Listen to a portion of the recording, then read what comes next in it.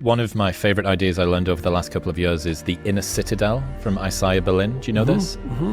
So Isaiah Berlin says, when the natural road toward human fulfillment is blocked, human beings retreat into themselves, become involved in themselves, and try to create inwardly that world which some evil fate has denied them externally. That's a delusion often. If you cannot obtain from the world that which you really desire, you must teach yourself not to want it.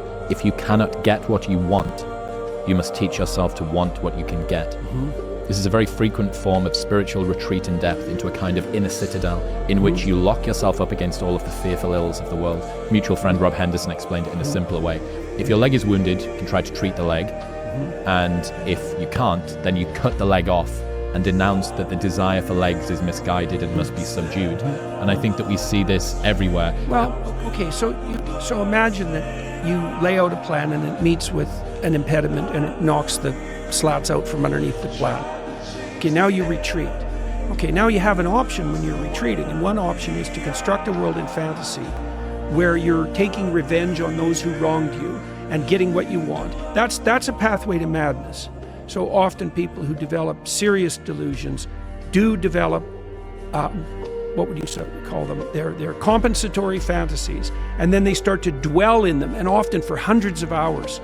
So the kids, again, who showed up to Columbine High School, they dwelt in a fantasy world for hundreds of hours before they undertook their dreadful actions, right? But you can also flip back into yourself, let's say, and you can, this is like confession and atonement. It's the proper way to think about it, is you can think about what it is that you did wrong or insufficiently that led to the collapse of your plan, right? So that's the first investigation. I made some sacrifices. I attempted to bring about a particular form of the future. It didn't happen.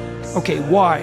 Well, the world is set against me and the cosmos is evil and there's no God and I'm bitter and cynical. That's one potential explanation, right? Poor me, right? And I'm not trying to be flippant about this, because sometimes people's dreams are quite realistic and they still fail catastrophically. You know, it can be brutal. You know, maybe you did make a lot of good decisions and you suddenly got ill, or someone in your family did, and everything went to hell on you. It doesn't have to be because you've done something cardinally foolish that you fail. You know, it's built into the structure of the world. But it doesn't matter. You can also retreat into yourself and you can say something like, all right, I need to retool my conception of strategy, but also potentially my conception of goal. You know, maybe I'm looking in the wrong place. Maybe I have to look somewhere else. And you can open yourself up to a revelation. So there's a gospel statement that's very relevant to this. So Christ tells his followers that if they knock, the door will open. If they ask, they'll receive. And if they seek, they'll find. And so it sounds magical. It sounds like the sort of thing that the new atheists would have a field day with. But that's not a wise interpretation of that saying. The proper interpretation is something more like a recognition of the way thought works.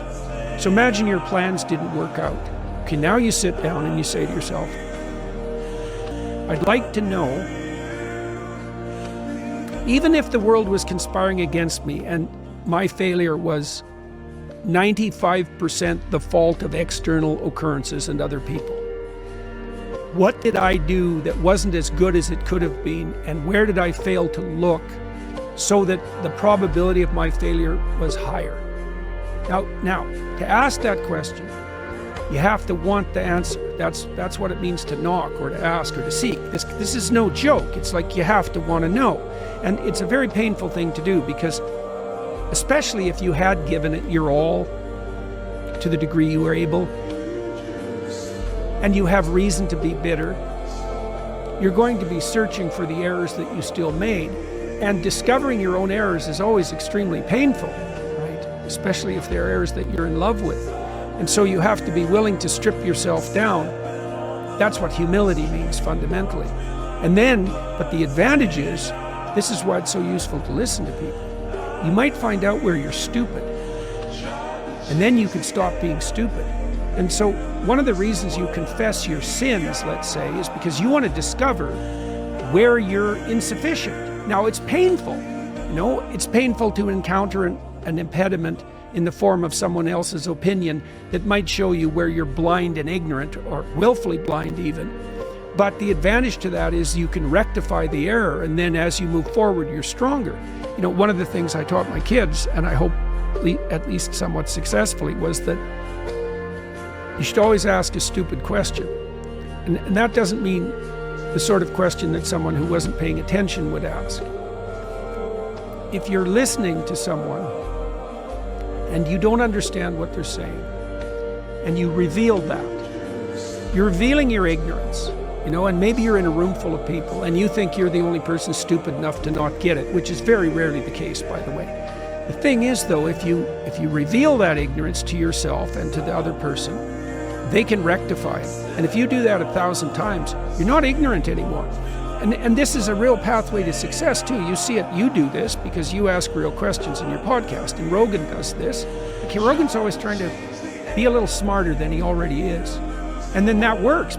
Iterated, like if you ask 1,000 dumb questions and you listen to the answer, then you know 1,000 things, some of them deep, that you didn't know before.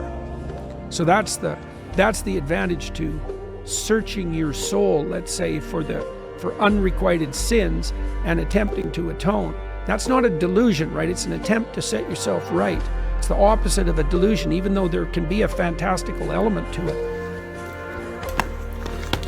What do you think about this?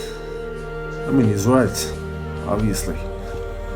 If you want to change yourself, you should be willing to know, huh? You should be willing to know the truths, where you're lacking, where you're, you know, you should be better, to improve yourself. It's deep. I love Jordan Peterson, man. Some great words, huh? Anyways, God bless you. I'll see you on the next one. Bye-bye.